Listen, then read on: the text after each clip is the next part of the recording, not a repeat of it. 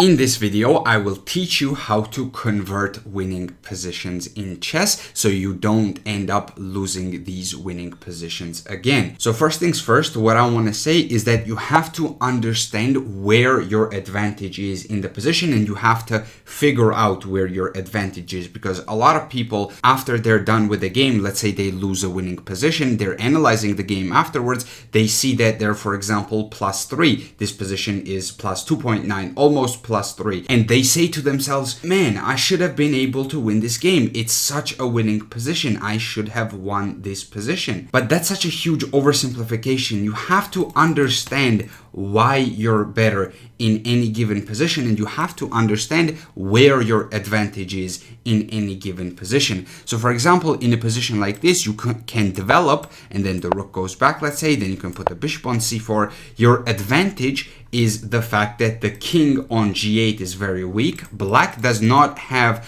a dark square bishop, so all of these squares around the black king are going to be very, very weak, these dark squares. Light squares also, because of this bishop right here.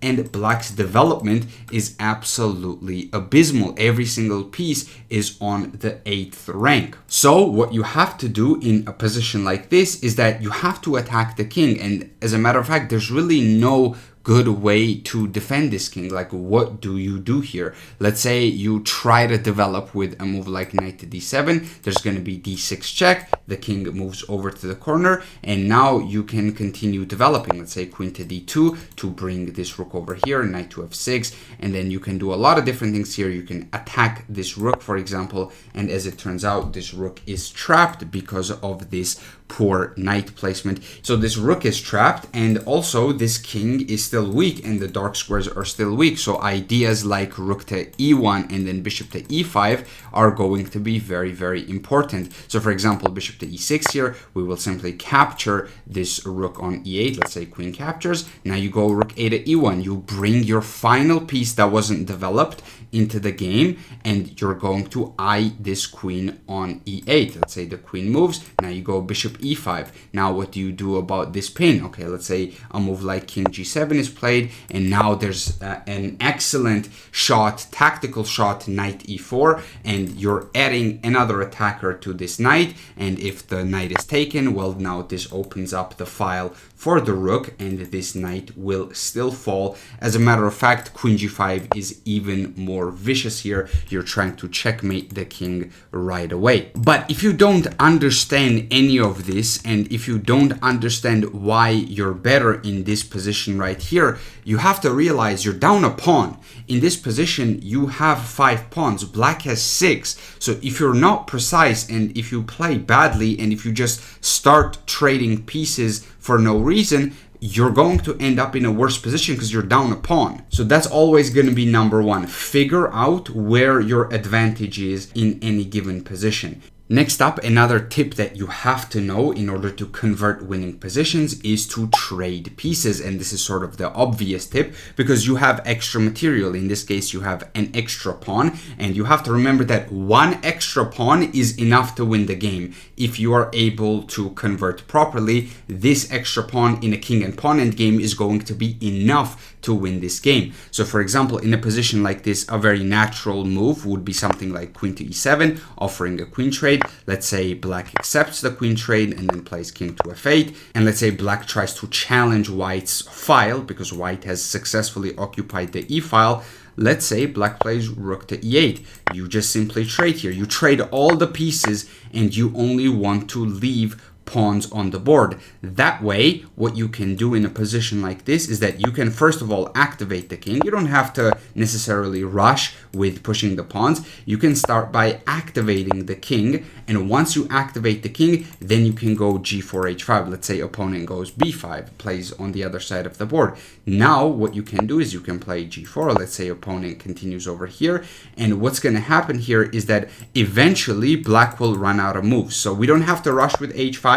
It's still winning, but you don't have to rush with it. You can first take away squares from your opponent's pawns. So like, for example, a3 here. Now the b pawn cannot move, the c pawn cannot move, the g pawn cannot move. None of the pawns can move. So the king has to do something. Let's say king g7 or something like this. Now you go with king e5. If the king goes over here, now you go with king g5, or now h5, because king is one square further away. Captures, captures. Let's say this king tries to get back. It doesn't really matter because black is still in zugzwang, king to g4, and let's say this king moves once again, king g5, f6 here. Let's say we can even give up this pawn. We don't actually need this pawn. What we need to do is use this pawn as a decoy, which is exactly what we're doing right now, and then we can simply capture this, and once black captures the pawn on h5, now we can go over here and devour all of the other pawns. So going back, all of this was possible because we traded all the pieces off and we got into a king and pawn endgame, and we had an extra pawn.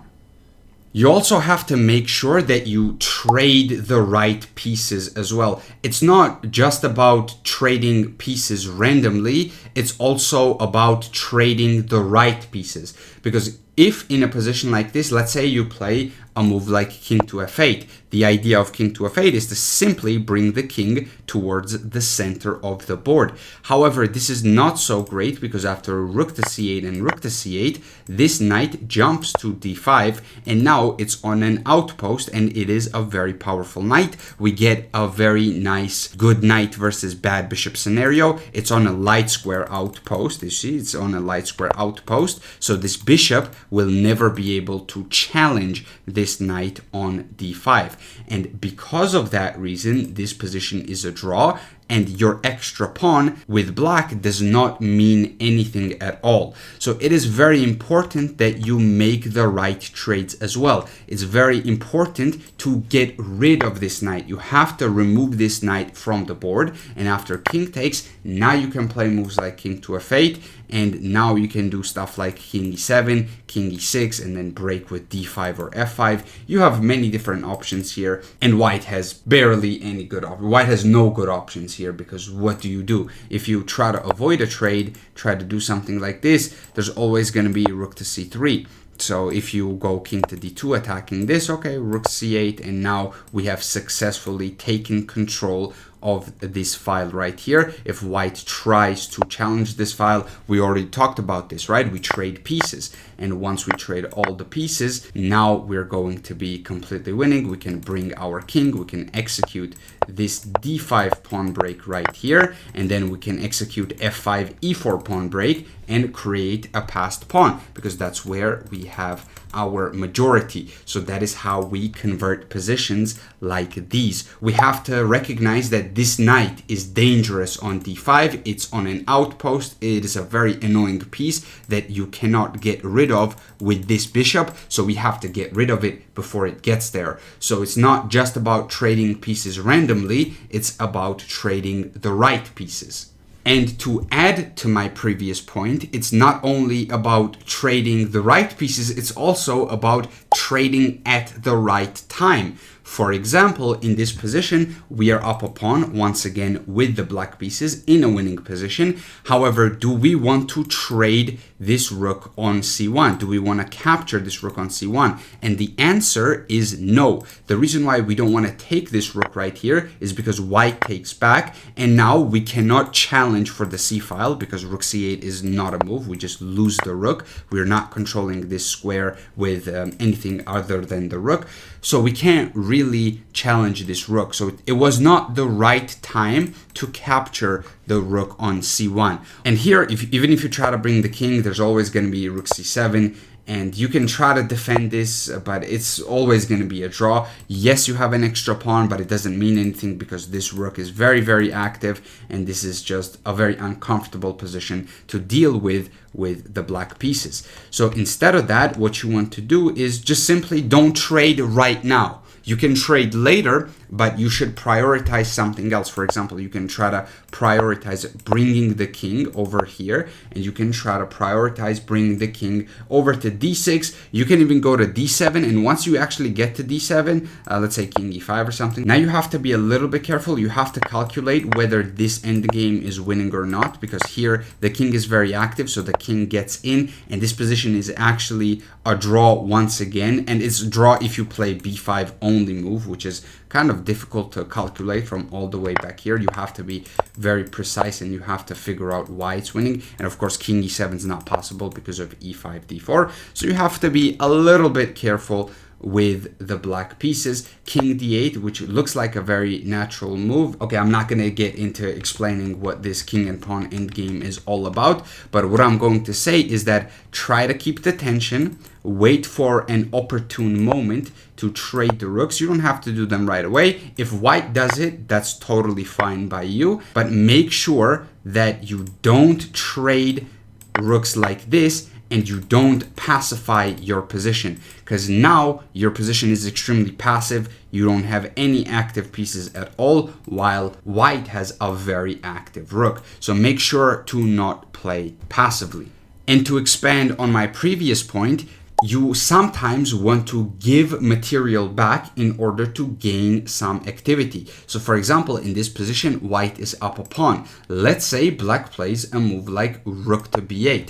Do we want to play a move like rook b1 here? The answer is not really, because this rook right here is very, very passive, and in reality, we have better options than a move like rook to b1. Instead of that, what we want to do is play moves like rook to d1, because this way, let's say black captures this pawn on b3. Now we have successfully sacrificed the pawn back, so we gave the material back, but now we can give this check, king h7, rook to c8, and this position is going to be winning for white. You know, black can try something like, let's say, rook b4 to go after this pawn. However, we are very, very active here. We're actually still going to be up a pawn, but you never want to be tied down to the defense of a pawn like this. You don't want to play moves like rook to b1. It is extremely uncomfortable to have this rook here. Now, in this case, computer still finds some way to keep an advantage for white with like knight to d7, and apparently you have to play bishop d5 and then you can activate the rook. But generally, you don't want to have your rook tied down to the defense of pawns. What you want to do instead is activate your rook. If your opponent takes, you give a check, you win your pawn back with a very active position. So sometimes you're going to get into situations like this where you have to give back some material. It might be temporary, it might be permanent, but you gain activity in return. And this is a very important concept, because a lot of people are very, very materialistic. They don't want to give up their pawns at all, but sometimes you should, because sometimes the activity is way, way better than the material. Next topic I want to talk about is to not trade too many pawns. So in this position, once again, we are up a pawn. Now, if we were up 2 pawns, or if we were up a piece, for example, then you can trade a lot of pawns. Just make sure you have one left at the end, so you can queen in some other position. But in a lot of positions, you're only going to be up a singular pawn. But in situations like this, you have to be really, really careful. You can't just start trading pawns randomly. For example, this one trade, rook takes a5, in my opinion, it's probably not a good move. And let's say rook takes b2, and then rook h5 is played. Now after rook h5, let's say rook a2, and we capture on h6. And now what I want you to understand is, in this sequence, we only traded pawns, right? We did not do anything special. We did not lose any material. We only traded some pawns, and now all of a sudden the position went from completely winning to a very equal position. Still better for white, but equalish position for black. It's holdable is the right word. Black can try to hold this position for a draw. And if all the pawns get traded off and white is only left with a singular pawn, then that's a complete draw because of the Philidor defensive technique. I have a video on that. If you're curious, check out my endgame course. It's in my playlists. But going back, what you want to do instead is simply keep improving the position. Don't make too many trades yet. Let's say opponent plays a move like a4. You can even continue with moves like king to f5. And if rook to f2 is played, you can even give a check here and then king f8 or king somewhere. It doesn't even matter where. It's a king d8. Now you can play a move like f4. You should try to keep the pawns on the board. You don't necessarily need to trade them, because if you trade them so much, if you trade a lot of them, like this one is okay, because you still have the a pawn. This one trade is still winning for the white pieces because of the outside passed pawn. But if you do something like this is just simply catastrophic. Now this is close to a draw. And this is true in many positions. This is true in many end games. And actually this position right here that you see on the screen right now, it's something very similar to what I had in a blitz game. Now, to my shame, I did not play this position correctly, and it was a draw at the end, but I was low on time. But what you want to do is you want to keep the pawns on the board, and you want to try to improve your pieces and only trade at opportune moments. And finally, the last topic that I want to talk about is to not really hunt for more material when you already have a lot of material. So for example, in this position, white has an extra knight for a pawn. So white is up a whole knight for a pawn. However, this pawn b7 is hanging, and this tip is especially really good for beginner players and even some of the intermediate players as well. A lot of you guys take pawns like this and you don't really focus on development, because right now you're up a knight. You don't need this pawn. If you take this pawn, what you're doing is you're actually further activating the position. And as you can see, the evaluation has dropped. The evaluation was closer to +3. Now it's actually closer to +2. Now I understand that this is still winning. However, you still need to be careful, because whenever you go for pawn hunting, it might be a little bit dangerous. Sometimes your queen can get trapped. And as a matter of fact, after a move like bishop to c6, if you play a move like f3 defending this pawn, all of a sudden you lose because there's a rook a8 and your queen is trapped. You were so focused on material, you try to defend everything, all of a sudden you lost your queen. And this happens very frequently. And instead of that, what you want to do is you want to consolidate the material that you already have. You need to look at the position in this manner. Okay, so here I'm up material, I'm up knight, but my development is really bad. My opponent has better development than me. So let me try to catch up in development, and then my material will show itself in a couple of moves. So a move like knight to f3 is a really good, let's say bishop c6, defending and attacking at the same time. No problem. You can just simply drop the queen back. Let's say black tries to be ultra aggressive. No problem. Once again, we will deal with this with a move like knight to g5. So we will deal with it basically tactically, and let's say queen to d7 or something like this is played. We can castle here, and this is a totally fine position for the white pieces. Let's say opponent plays like f4 or something. You have to be a little bit careful, yes, but what you want to try to do instead is you want to try to consolidate the position. Actually, what's funny is that there was a much better way to consolidate the position here. Instead of knight to f3, what you can do is play bishop c4 instead, which pins the pawn on f7. It was already pinned by the queen, but we had to move the queen, and then black was able to play f5. But with bishop to c4, the difference is that you can play bishop d5, which is a very clever resource, because now the f pawn still cannot move, and now we can successfully develop, and f5 just is not as powerful anymore because the light square bishop is gone. So this is an even more accurate way to deal with this pressure right here, actually playing bishop c4 and knight f3 later on, or even bishop c4 and knight e2 later on, instead of playing a knight f3 right away. So a very creative way of dealing with this pressure by black. But the point still stands that you should not go for pawn hunting in situations like this. What you should do is you should go knight f3, you should castle, make sure the pawn is guarded, and then you should continue playing the game and then trade all the pieces and win the endgame. Going for this pawn right here is how you give activity to your opponent and how you lose winning positions.